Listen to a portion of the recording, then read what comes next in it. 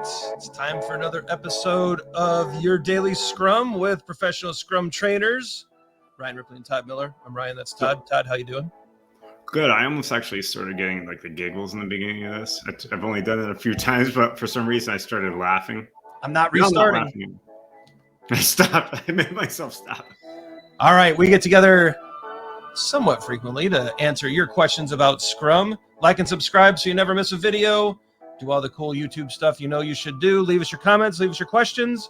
We love questions in the comment space. And today's question, Todd. This one comes up a lot. We actually dealt with this this past week at a client site. What do you do with carryover work? So Todd, maybe you could start with a definition. Would you go ahead and define carryover work so that people have the right context? Yeah, I think that there's probably two different sides of this. So let's say you planned a bunch of product backlog items that are in your sprint backlog for a sprint. And let's say you have 5, right? You finished 3, and those 3 were related to your sprint goal. So you accomplished your sprint goal, and there's 2 product backlog items left that you haven't started, and the sprint is over. You've made your sprint goal. That's the commitment. Success. Hooray. Congratulations. Clap. But you have 2 items left that were unstarted. Now, I want to really make the difference here because I do think that there's a difference between something not started and started. Maybe subtle difference there. But let's just assume that the sprint goal has been accomplished. There's a happy path there. The sprint is ending, and you just didn't get to do those 2 things that weren't related to the sprint goal, right? Just for sake of simplicity. Is that fair? Now let's, for the happy path of that, say that those items weren't started. What do you do? Yeah, I think that's a great way to tee it up, Todd. So for the items that weren't started, I'm going to take a quick look at them, see if they need a little refinement. We might have learned something throughout the sprint. So if I'm a product owner, I might jot down a few notes like, oh, this piece of work we actually did might impact this. Make a few notes and return them to the product backlog. They're now back on the product backlog. I might order them where I think they might go based off of sprint review feedback.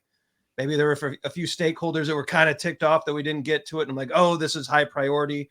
I'm going to double check with a few customers, but I'm going to move these up and get it ordered appropriately. But then they're back on the product backlog. And as far as I'm concerned, they're competing in sprint planning during the next sprint for a spot in the next sprint, and they may or may not make it. Yeah, I 100% agree with that. And I think that's a simple conversation, right? They go on the product backlog. No work has started on them. They're competing for order at this point. It's up to the product owner to do that. Yep.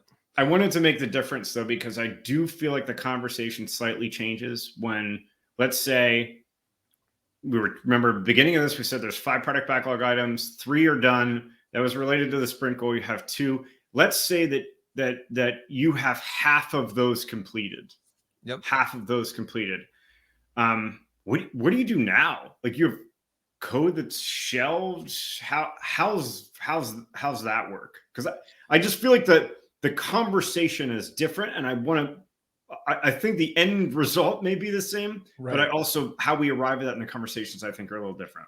Yeah, there's definitely this investment, right? So I definitely remember as a software developer a number of years ago where if I started something, I really wanted to finish it, right? Because we started that work trying to solve a problem, and it would actually get stuck in my brain, and there's some cognitive load, and there's some guilt, some desire to finish. There's some emotional baggage that goes along with work that started. Is that fair?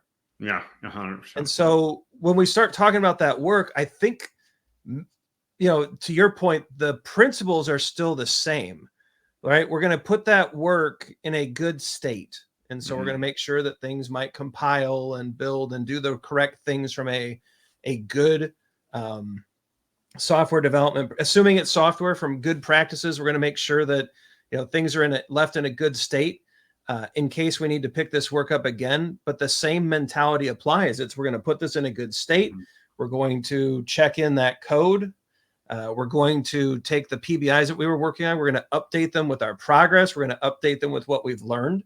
But then that's going back to the product backlog, as difficult as that sounds. Even though there's an investment made, what we were working on may not be the most important thing if we learn something critical in sprint review, and it might trump it. Yeah. And I think from a product ownership perspective here, you need to understand a couple things. How much effort may be left, because maybe they were just bigger than what you thought and it's expanded. That work is expanded. I also think that by leaving some stuff behind, you could leave some technical debt there. But ultimately, it does go back on the product backlog as a discussion for sprint planning. I've been in instances where that work has been shelved. There was a little bit of work to do some feature flagging on it, and it just isn't that valuable right now. We may come back to it, right? So I think there was a case from developers in that saying that we created some technical debt. We ended up having to clean that up later because we never finished the functionality. But to the ultimate point here, it goes back on your product backlog, right? Final point on this: sprints are not about let's finish as much stuff as we can.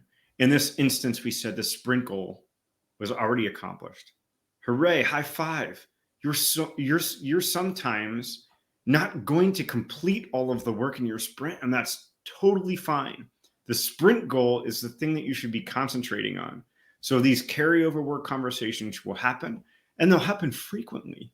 Yep. Right? They'll happen frequently, just because the work will expand when you're doing it. So I think that's a point that we have to continue to make. Is it's not about filling the gas tank up and using all of it to E so that you're sputtering into the next gas station. It's about doing the right work, and the sprint goal ultimately is the commitment to the sprint. I think that's a great place to end. And I'll just add, look, the sprint is a vehicle that we use to deliver value, not busyness, right? We're delivering value, not maximum utilization. So keep that in mind. Like, these are good principles to think through. You know, Scrum is hard. Sometimes you got to make difficult decisions. And I think this is one where, especially, I like, Todd, how you broke this apart in that second scenario. There's a lot of stuff happening there, but ultimately we've got to do the right thing to preserve our sprint goal and to preserve our product goal and to make sure that we're serving our customers in the best way possible. Yeah. Great. All right. Let us know in the comments. What do you think? Have we handled carryover work appropriately? What are you doing in your practice? We'd love to know. Please be sure to like and subscribe so you never miss a video from Todd and I. You never know what we might be posting next. And yeah, tell your friends, tell your family, spread this around. Let's keep these shows going. For Todd, I'm Ryan. Go forward, do some great Scrum things. Scrum on. We'll see you next time.